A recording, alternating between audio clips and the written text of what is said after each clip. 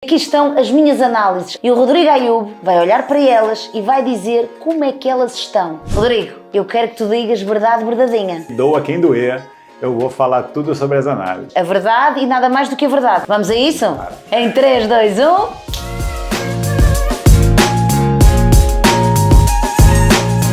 Bem-vindo à minha casinha! Obrigado, parabéns, amei aqui o espaço. Preparei tudo para ti, este ambiente. Muito lindo. E estou também preparada para ouvir o que tiver de ouvir. E portanto, eu vou-te dar as minhas análises que eu fiz em maio, um mês antes da minha maratona de Chicago, e que consigamos perceber o que é que está bom, o que é que está ótimo, o que é que eu tenho que melhorar. Do ponto de vista geral, se olhando as suas análises assim, de grosso modo, suas análises são excelentes. Porém, existem alguns parâmetros aqui que não estão como eu gostaria, né? Sabendo que você é uma pessoa com excelentes hábitos de vida, etc.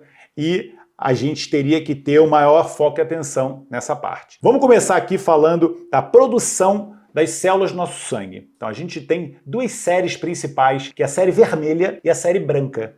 Já ouviu falar em hemoglobina? É como se fosse um caminhãozinho que transporta o oxigênio para todas as nossas células. Então, e qual é o meu parâmetro? A sua hemoglobina é 13,9. 13, e quais são os parâmetros que... Então, a gente considera bom na mulher acima de 12,5. Então, a sua hemoglobina está muito bem. Então, diz-me uma coisa, uma falta de hemoglobina, o que é que pode provocar na pessoa? Primeira coisa, o sintoma mais com cansaço, dificuldade de raciocínio.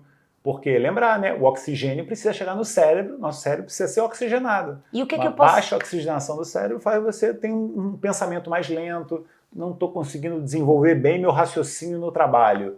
Pode ter a ver com a baixa hemoglobina. E o que é que eu posso fazer para melhorar a minha hemoglobina? Como eu falei, nas mulheres, uma das causas principais é o sangramento menstrual. É muito mais comum mulher ter anemia do que homem, porque a mulher, todos os meses, durante grande parte da vida, ela perde sangue. Todos os meses ela vai lá e menstrua. Então, muitas vezes a mulher está menstruando mais do que deveria e aí tem a ver com desregulação hormonal. Aí a gente pode entrar num caminho que é muitas causas hoje pelas quais as mulheres estão com os hormônios desregulados. Mas aí tem que conversar com o médico, ginecologista e ver se realmente está sangrando mais do que deveria. Mais dias e mais volume do que deveria. A hemoglobina é fundamental. Mas depois falaste... da série branca. Na série branca é o nosso exército de defesa. Então a gente tem o nosso sistema imunológico. É um sistema de prontidão que fica ali para nos defender, né? De agentes externos, infecciosos, né? Micro-organismos e toxinas, etc. É o nosso sistema de defesa, que tem ali os linfócitos, os leucócitos, né? Os neutrófilos, são várias células. Imagina exatamente como se fosse um exército que tem lá os soldados, né? Os generais, os majores, os soldados, os tenentes. É mesmo isso. Cada célula tem uma função. Todas elas ali em prol da defesa. Quando a gente vê que existe um aumento muito grande das células brancas no sangue, significa que o seu exército está na rua. Se está circulando muito soldado na rua, alguma coisa não deve estar bem naquela cidade. E o meu está no quartel? O seu está ótimo. Não, está no quartel? Você tem um leucograma baixo, você tem os parâmetros do leucograma equilibrados e o número de células equilibradas. Em relação ao leucócito, se você for lá nos parâmetros normais de medidas de laboratório, é mais ou menos entre 3 a 8, 3 a 7, você tem 5, tá ótimo. Ainda relacionado com essa parte assim dos leucócitos, da série branca, existe no sangue alguns marcadores que são muito interessantes a gente ver, porque hoje está muito relacionado com processo de envelhecimento e adoecimento, que é a inflamação. E o que é que nos permite medir a nossa inflamação? Então, marcadores inflamatórios dos mais simples que tem nas análises. Um chama-se velocidade de sedimentação. Qual é a minha? A sua é 5. Você tá lá. Até 10 a gente considera normal. Acima de 10 a gente já tem que ficar de olho. E a outra chama-se proteína C reativa. E você tem 0,01. É um corpo completamente desinflamado. Qual é o próximo passo que temos que ter em conta nas análises? Vamos exército, aeronáutica, marinha, agora vamos para a parte metabólica. E isso é uma das coisas que eu gostei mais das suas análises aqui que eu estava vendo. E isso realmente eu imaginava que fosse assim. Um dos marcadores metabólicos mais importantes que a gente vê fisicamente é essa pessoa está com excesso de peso. Eu vejo você está ótima, está super bonita, tem um corpo lindo e tem hábitos de vida perfeitos, né? Você tem uma alimentação perfeita, porque para quem não sabe, eu dei aqui uma auditoria na geladeira dela. O metabolismo você pode ver como se fosse a nossa energia, né? A nossa manivela, assim, nossa engrenagem. E aí uma pessoa que está com excesso de peso, você imagina, né? Aquela pessoa ou está colocando muita comida de uma forma absurda ou não está gastando a dela. Então a gente consegue, a grosso modo, aqui pelas análises que eu vou explicar, com a glicose, com a insulina, com os triglicerídeos, ver muito do metabolismo glicídico. A sua insulina ela está no excelente, que é abaixo de 5. Uma Abaixo de insulina 5. em jejum abaixo de 5 significa que o seu corpo consegue colocar ela em valores muito baixos e você tem uma sensibilidade de receptores. O que significa isso? Você, quando libera um pouquinho de insulina, ela já faz o efeito. E ela, quanto menos for liberada no nosso corpo, melhor, porque a insulina tem vários papéis proliferativos, então ela pode aumentar risco de cancros, etc. Você provavelmente tem uma baixa ingesta de açúcares, né, refinados, Certo. pãezinhos e massas e Não como sobremesas. Não como processados, sou uma lambareira, que eu gosto de um bom doce, mas vou buscar tudo aos açúcares naturalmente presentes nas frutas. Exatamente. Para mim, uma banana madura é um doce, um diospiro Exatamente. é um doce. Fantástico. E, portanto, igualzinho. Mas também não exagero, mesmo esses. Mas a partir do momento também que o meu paladar está habituado a isso, nem consegue exagerar, né? já não consegues exagerar. E, portanto, é aí que eu vou buscar os doces. Daí, Perfeito, exatamente isso. E eu vou dizer, resumindo de uma forma bem simples para as pessoas entenderem. O grande problema é o açúcar adicionado. O açúcar natural, né, dos alimentos, esse não tem problema. Só se você comer demais, é o que você falou, né? Comer um cacho de banana, né? Mas fruta não engorda ninguém. A fruta engorda quando você come excessivamente ou quando você associa ela a coisas erradas, que é isso que engorda. Refrigerantes, gelados e pastéis, etc., que tem açúcar adicionado. E é isso que faz mexer com esse parâmetro. Glicemia e insulina, que são dois parâmetros que a gente vê logo se a pessoa tem ou não um hábito saudável ou então ela abusa, né, nos açúcares, etc. E qual é o valor ideal de glicose? Glicose em jejum, o ideal é entre 60 e 80. Glicemia, sua glicemia está em 80. É uma glicemia em jejum fantástica, excelente. Acima de 80, tem que ter cuidado. Tem que ver a insulina para fazer essa avaliação sempre glicose e insulina. Se você tiver um pouquinho de maior de glicose, a sua insulina ótima, como a sua, de 2, 3, significa que o seu corpo está produzindo um pouco de glicemia pelas vias naturais. O problema é a glicose quando você está colocando ela o tempo todo na boca. Em jejum, a glicose subiu porque seu corpo tirou dos estoques. Isso não é grave, entendeu? Isso pode acontecer. Isso são detalhes de análise que, às vezes, por isso que é importante uma avaliação médica, entendeu? Claro, aliás, nós estamos a fazer aqui uma análise muito genérica. Eu estou aqui a abrir o meu livro para as pessoas a mostrar as minhas análises, que até agora está tudo muito bem, mas depois cada caso é um caso. E agora vamos então ao colesterol. O colesterol ele não é nenhum vilão. O colesterol faz a gente produzir hormônios, o colesterol faz a gente produzir vitamina D. Você tem um perfil de colesterol fantástico. Ele tem uma coisa que é muito rara. Você tem uma inversão do que a gente chama de colesterol ruim e colesterol bom. Também isso não existe, esse termo de colesterol ruim, parece que o colesterol é ruim. Não existe colesterol ruim. Existe um colesterol do nosso sangue que pode se oxidar facilmente. E se ele se oxidar, por exemplo, com um corpo inflamado, que a gente estava falando, a pessoa que tem um corpo inflamado tem maior tendência a ter um processo de oxidação. E esse colesterol, se ele se oxidar, ele pode fazer uma placa no nossa circulação e obstruir ela. É o chamado colesterol LDL, que a sigla é Low Density Lipoprotein. É a lipoproteína de baixa densidade. O que é isso? No nosso corpo, o colesterol, que é uma gordura, ele tem que andar dentro de um caminhãozinho, porque no nosso sangue não circula gorduras sozinhas. Elas precisam, o nosso sangue é líquido, né? Então a gordura precisa de um caminhãozinho. É uma lipoproteína, é uma proteína que carrega o colesterol. Só que existe uma lipoproteína de baixa densidade. O colesterol, nesse caso, ele é como se fosse muito sensível, ele oxida fácil. E existe o HDL, que é o High Dense Lipoproteína, lipoproteína de alta densidade. Esse não oxida, por isso é chamado colesterol bom. Ele não tem risco de sofrer um processo de oxidação. Ou seja, os dois colesteróis são bons e têm muitas funções no nosso corpo, só que um é mais sensível. E se esse sensível for muito alto no sangue de uma pessoa, ela tem maior risco, se ela estiver oxidada, de ter um problema. Você tem uma inversão. Você tem um LDL mais baixo que o HDL. Isso é raríssimo. Você tem um HDL de 64 e o LDL de 61. Eu posso dizer que 95% das pessoas que estão nos vendo agora, tem essa inversão, esse valor normal. O LDL é mais alto que o HDL, podem todos olhar. Por quê? Esse parâmetro que você tem já te dá uma segurança em relação ao colesterol fantástica. Assim, seu índice de aterogênese, de formar uma placa de colesterol, é baixíssimo. Acho que há aqui outro parâmetro que temos que falar, que é a vitamina D. O que é a vitamina D? Como é que ela está e porque é que ela serve? Então, eu acabei de falar nisso, né? Quando falando de colesterol, eu falei, olha, uma das funções do colesterol é porque ele é o precursor no nosso corpo da vitamina D. O sol quebra o colesterol da pele e faz a gente produzir uma vitamina do nosso corpo que é fantástica, fundamental para muitas reações, né? Para a imunidade, para a inflamação, para o coração, para a energia, para tudo. Vitamina D é fundamental no nosso corpo e que, infelizmente, hoje, que a gente vive num mundo fechado em caixinhas, né?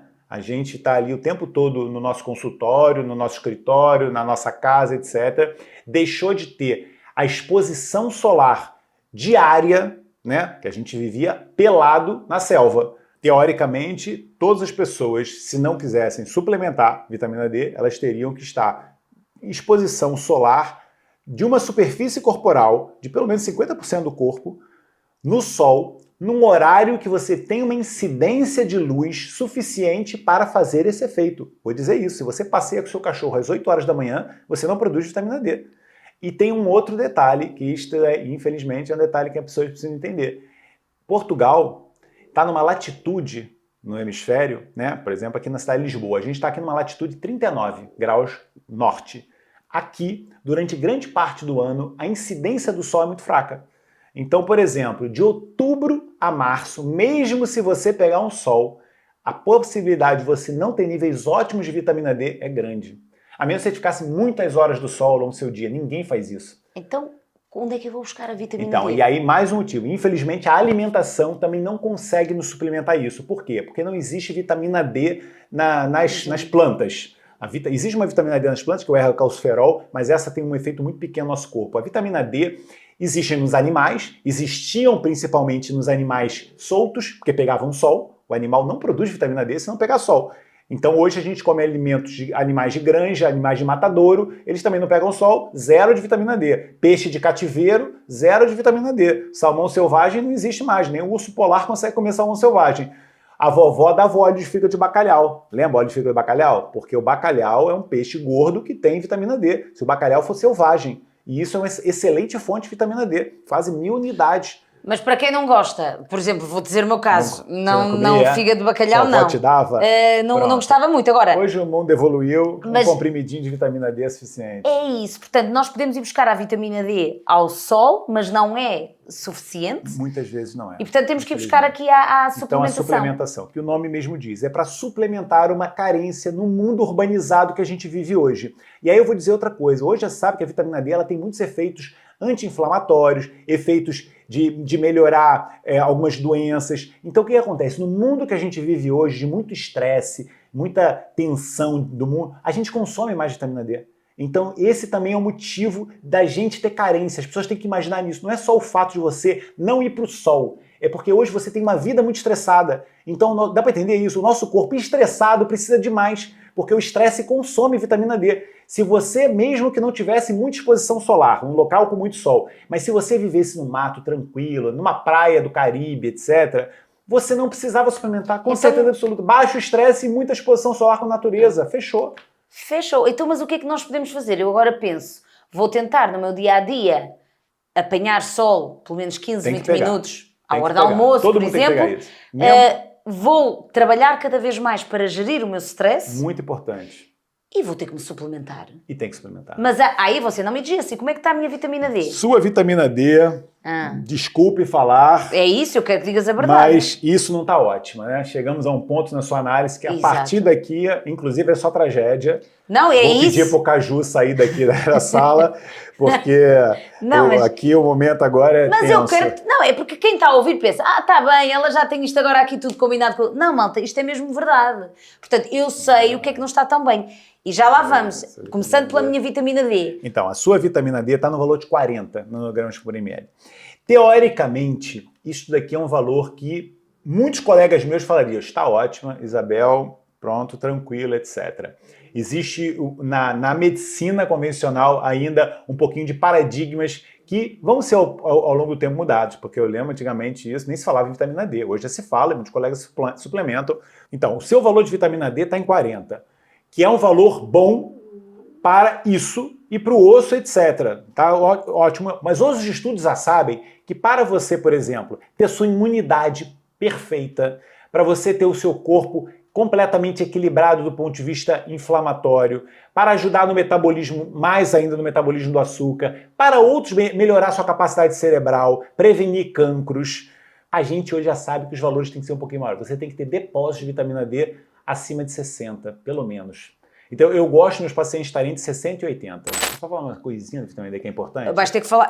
Mas ok. eu vou falar uma coisinha que é importante. Entendi. A população portuguesa, isso foi feito até em estudos na época do Covid, ela tem uma coisa chamada polimorfismo do receptor de vitamina D. A população portuguesa precisa um pouquinho mais do que a média mundial. É um dos países do mundo com a maior incidência de polimorfismo. Para você ver, fizeram estudo na Europa. A Europa inteira tem uma incidência de polimorfismo de 10%. Na população portuguesa é 19%. Portanto, nós precisamos de mais vitamina D. Mais vitamina D do que a população da média. Por isso que Portugal, inclusive, tem maior número de depressão. Eu não sei se você sabe, o Portugal é o país da Europa com maior uso de antidepressivos. E você vê, é o maior país com polimorfismo de vitamina D. As pessoas não param para pensar nisso, mas existe uma relação. Ayub, e agora vamos àquilo que eu sei que não está muito bem, que é a minha parte hormonal. A parte hormonal, exatamente. Mas diz a verdade. Parte hormonal, é melhor que cabala. Porque vamos lá, portanto, eu tenho uma amenorreia há bastante tempo, mas se tu me perguntas se eu vivo mal com isso, não vivo. Eu não me sinto mal. Claro, mas eu sei que é uma coisa que eu quero melhorar. Você pode até achar bom, né? Ai, não menstruo, maravilha, não dá trabalho. Pois é, mas não é fisiológico, né? Eu sei. E por não isso é normal. Exatamente. E por isso é que é uma coisa que eu quero melhorar e quero tentar entender porque é que eu tenho isto, porque é que eu tenho uma ausência de menstruação. E há aqui vários fatores que tu agora me vais dizer que vai para lá da atividade física, que pode ter, e obviamente que pode ter relacionado com o alto rendimento que eu faço, mas não só, que agora aqui já podemos entrar num campo energético também. Com certeza. Então diz-me lá, como é que estão as hormonas? Eu vou dizer a verdade, eu também não menstruo já há algum tempo. Não é? Nunca menstruei. Opa, não estou sozinha no mundo. Exatamente. Então, é verdade. Mas olhavas para mim e Queria dizias... confessar isso. Agora... Mas olha, tu que dizes que olhas para as pessoas e percebes logo, tu olhas para mim e dizes, Isabel, você não está menstruando. Não, mas não sabia disso. Não sabia disso, porque não menstruar... Mas eu sabia que você devia ter um pouquinho desse mecanismo que a gente sabe hoje, que isso é um mecanismo de defesa, né? É mais ou menos assim, você é workaholic, né? É hiperativa, faz 300 coisas... Faz muita atividade física, você é muito intensa, você falou isso mesmo, e a verdade é essa, você está ligada a 320, né, numa tomada que era 110. Mas sabes que gosto muito de momentos de... É muito importante, você não tem que gostar, você tem obrigação a ter esses momentos de calma. Por quê? Porque o seu corpo está sempre, você é um carro que está 300 por hora na autoestrada todos os dias. Entendeu? É óbvio que isso vai te causar um desgaste e pode te causar um problema. Mas aí o que acontece? O corpo, como é sábio, num processo de uma pessoa assim muito agitada, ele faz uma supressãozinha de alguns hormônios, de algumas glândulas, na verdade. Algumas glândulas que é porque, tipo assim, você está sempre no estado de alerta, está sempre no estado de tensão. É uma via que a gente tem no corpo chamada sistema neurossimpático. Você está sempre ligado no simpático. E aí o corpo nunca está ativando o parasimpático. Como o nome diz, ele para um pouquinho o simpático, ele dá uma travada, ele bota um freio na Isabel. Então esse corpo sempre no simpático, ele não deixa algumas glândulas suas funcionarem, como por exemplo a glândula reprodutiva. Você tem um pouquinho de supressão da função ovariana, faz com que você não menstrue. E aqui estamos a falar de estradiol, progesterona, a testosterona, todos os hormônios sexuais. Mas diz como é que está, que é para as pessoas ouvirem. Eu não me importo, Caju, vou dizer tudo. Fecha o ouvido aí. Fecha o ouvido. Estradiol numa mulher de 36 anos, 28. E se você olhar aqui, 280. Pronto. Progesterona numa mulher de 36 anos com a cara de 20, menor que zero. Ou seja, zero, você aqui não tem progesterona. Existe a fase do ciclo também, né? Você poderia aqui ter dosado na fase luteínica, mas você nem sabe que fase você está. Eu não sei, porque eu não sinto, eu nem tenho mas está mal em qualquer fase. Testosterona total, 19, tá baixo. Devia estar um pouquinho maior, pelo menos uns 30 era o ideal. O DHEA, esse daqui fala muito sobre a parte... Esse excesso de o corpo funcionando muito rápido. O DHEA é um hormônio que a gente tem numa glândulazinha em cima do rim, chama suprarrenal, onde a gente produz cortisol. Então o que acontece? Quando o corpo está dando muito litro no cortisol, o outro hormônio fica em segundo plano. Tipo assim, uma linha de montagem que prioriza uma coisa, então o outro fica ali para segundo plano. E o DHEA é um hormônio fundamental da parte sexual, reprodutiva, etc. E você tem ali embaixo. Ou seja, o DHEA, quando ele está em baixo, o quê? A falta de líbido?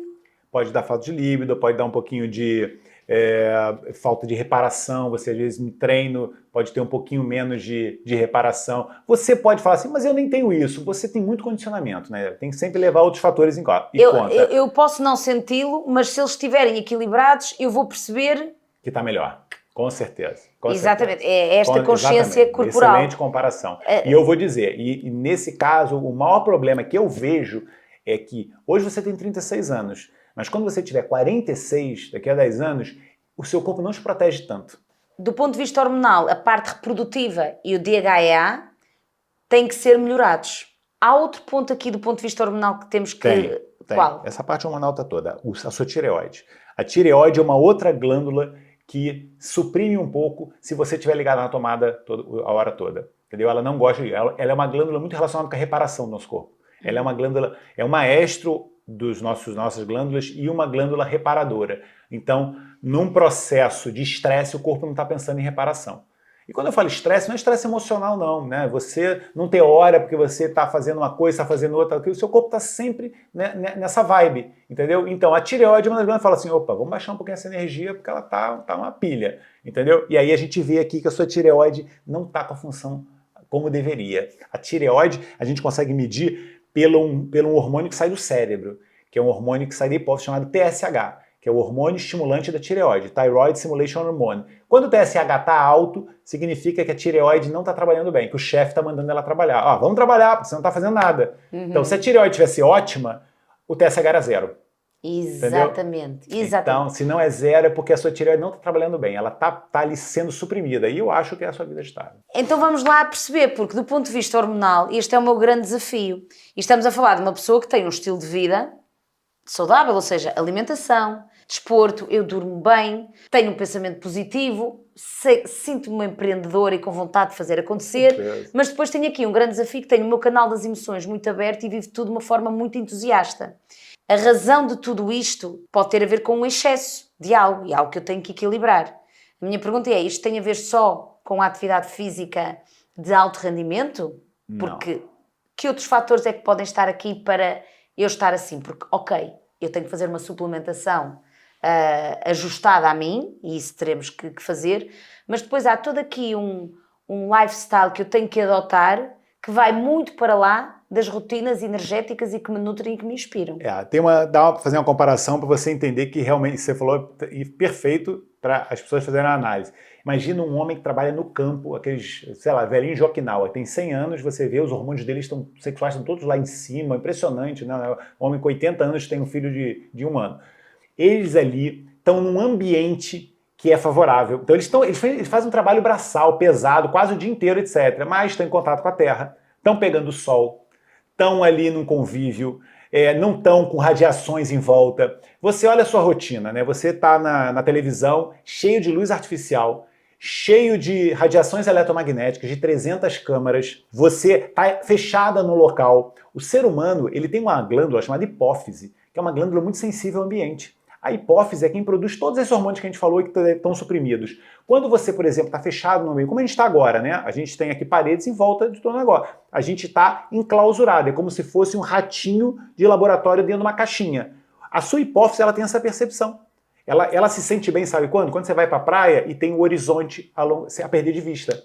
A linha do horizonte. Por isso é que eu, ainda há dias, uma das necessidades que eu senti, porque estava muito esgotada, e não tinha a ver tanto com o treino, porque o treino às vezes energiza-me.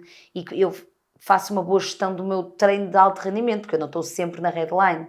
Mas às vezes o meu desgaste tem a ver com a forma como eu absorvo os meus desafios, os meus problemas. Pode ser também, é. E eu desgasto-me muito. E, portanto, quando eu falo de um desgaste, não é só físico, eu tenho um desgaste mental às vezes muito grande. Muito, mesma coisa. E a vida tem-me ensinado que eu não posso viver as emoções e as energias dos outros. Eu tenho que viver as minhas e já é muito. E, portanto, tenho que me resguardar um bocadinho mais e energeticamente salvaguardar-me. E posso dar aqui um exemplo que ainda neste domingo eu fui dar uma corrida e eu senti uma necessidade muito grande de estar em conexão com a natureza e praticar o grounding, que é andar na areia, mergulhar no mar e acalmar. Isso daí é... E sabes o que é que eu senti? Energeticamente. Depois ainda cheguei a casa, ainda tomei um banho de água fria, ainda fiz um banho de sal, liguei o meu incenso, eu estive aqui a ler. Eu sinto que eu ganhei energia outra vez. Com certeza. E eu penso assim, será que se eu fizesse sempre isto e conseguisse acionar os meus gatilhos de entusiasmo, quando eu vejo que estou a ficar muito entusiasta, porque às vezes acontecem coisas boas na minha vida e eu começo a ficar num entusiasmo tão grande que nem é preciso estar tão entusiasmada. Guarda aquela energia. Às vezes até na forma de falar. Eu tenho que arranjar outras estratégias para não chegar ao final do dia com aquela sensação. Sou Estou tão cansada. Eu sou igualzinho. E eu acho que é esse desgaste emotivo de dar tudo que me deita abaixo energeticamente. Mas é. Porquê é que eu tenho este déficit hormonal? Então, é por isso. É isso. Você já sabe qual é a receita, só tem que saber praticar. Porque isso também a maioria das pessoas sabem, né? Eu sei muito bem que eu não devo comer esse pãozinho, mas eu como todos os dias. Se tivesses que me dar um conselho, o que é que eu, Isabel, tenho que fazer para conseguir voltar a equilibrar este meu lado, que no fundo é o meu lado mais feminino? Você está num desequilíbrio, né? Você tem que equilibrar isso. Então você tem que ativar o seu parasimpático, que é a via contrária, tudo que você tem que fazer para isso. Você falou 300 coisas que fazem isso. Grounding, pegar sol, contato com a natureza, olhar a linha do horizonte, respiração, você falou meditação, acupuntura, tudo isso equilibra chakras, equilibra tudo. Do ponto de vista nutricional, talvez o nutriente mais importante nesse momento, uma coisa bem simples, era fazer a vitamina D. A vitamina D, ela vai modular uma das coisas mais importantes que a gente vai fazer para tentar baixar um pouquinho esse simpático, o cortisol. E você falou uma coisa que é muito interessante. A gente falou aí de estresse físico, da atividade física, falamos de estresse ambiental, das radiações, etc. Mas a gente já sabe hoje que o principal problema do ser humano, da atualidade, é o estresse do pensamento. É o estresse mental. A gente está sempre, o nosso cérebro, nos boicotando. É o meu grande problema, overthinking. E eu acho que tu agora disseste tudo. O meu grande desafio é esse, porque eu quando começar a arranjar estratégias que já as tenho implementado para deixar esse modo e ativar outro, eu acho que é aí que eu vou potenciar este meu lado maisinho. Está dito, você já sabe. E adorei. Olha, isto terminou em modo terapia. Estamos aqui a falar, eu gostei tanto. O cajuzinho ajuda nisso também, sabia? O caju também adorou. Vou dizer, porque o cajuzinho, ele faz você liberar ocitocina, que é um outro hormônio que é fundamental para o cortisol. Olha o bem que ele te faz. Cajuzinho, trata a mamãe. Trata a mamãe. Anda, para acabarmos esta entrevista. Lá, 1, 2 e... Peraí.